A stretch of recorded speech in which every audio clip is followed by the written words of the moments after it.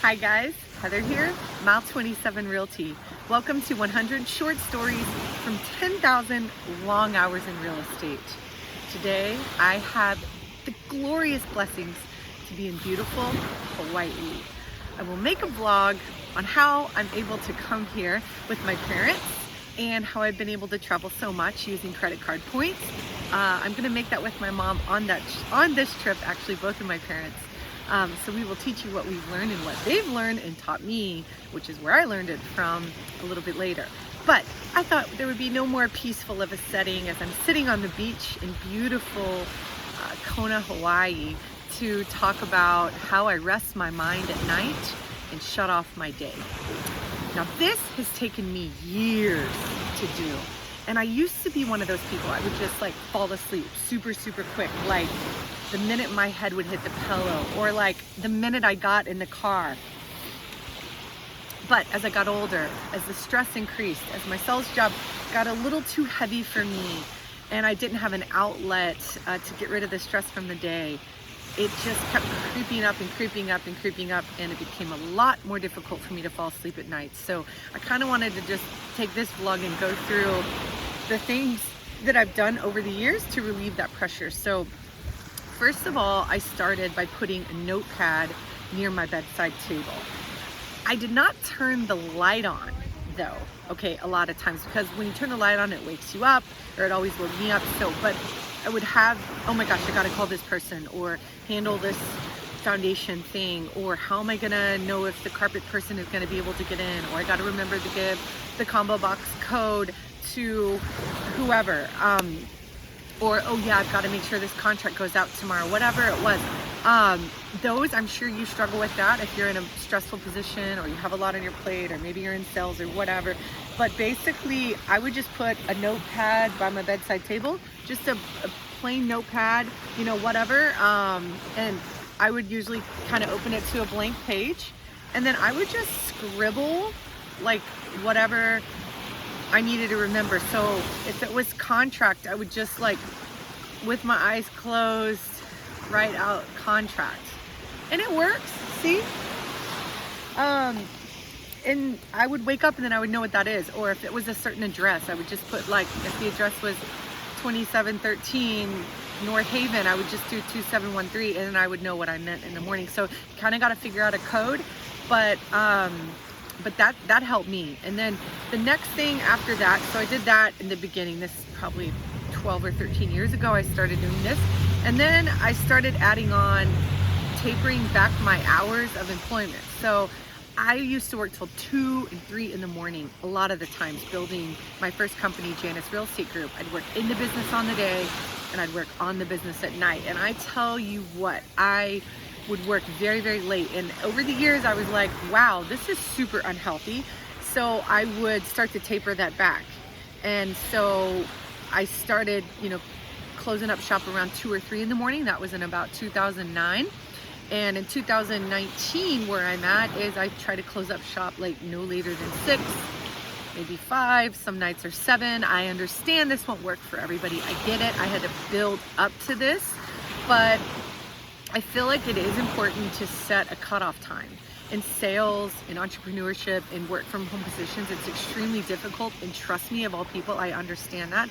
But I can tell you, I think it's very important. And people told me this for a lot of years in my career, and I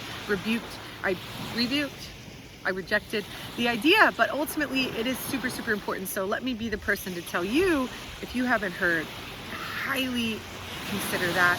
Whatever that time is, just shut it down. And I think what helped me kind of get to that mindset was that I realized I can only do so much in a day. When I kind of realized my job was like a post office, like it never quit, there was always things to do. And honestly, that my job is no different than yours. I promise you, you probably feel like that, or maybe you don't if you have a really structured, organized mindset. But if have the disease of pleasing, if you have a need to achieve, if you're goal driven, if you're sales oriented, if you're entrepreneurial minded, typically you have this keep going, do more mindset, and it's really hard to shut that down. So if you kind of know like, hey, it's never going to end no matter what I do, no matter how many things I complete today, I'm just going to show up every day and I'm going to give it my best, and maybe get your hardest things done first.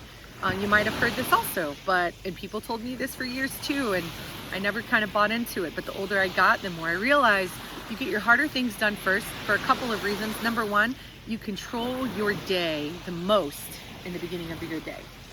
You control your day the most in the beginning of your day. As the day goes on, people start taking that ownership away from you, and things get a little more complicated, and your basic needs step in, like you're tired or you're hungry, or your commitments of picking up your kids or showing up at an event or whatever. And so if you own your morning, you usually own your day.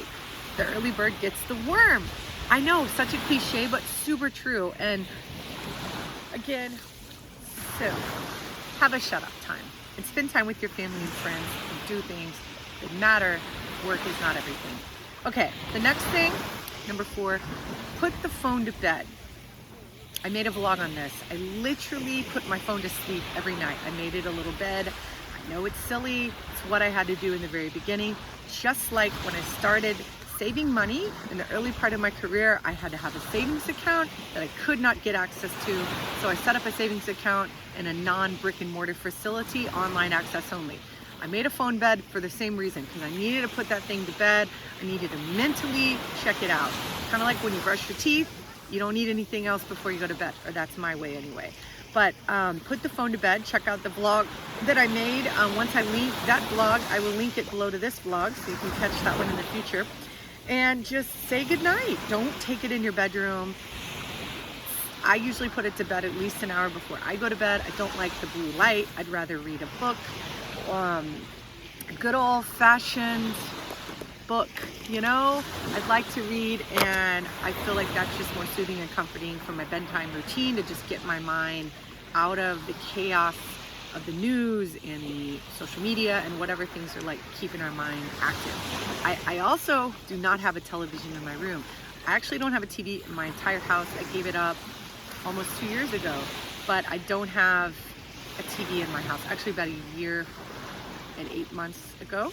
I don't have a TV in my house, but I do really recommend not having a TV in the bedroom. When I did have a TV, I never had one in my bedroom past about 2009. And I think that's very important. So if you have a TV, consider getting rid of that and just having it in the living room. And definitely get rid of your phone and put it in the other room. And then lastly, the most recent thing that I'm doing to shut my brain off is I pray. Prayer is something I have done that has really kept me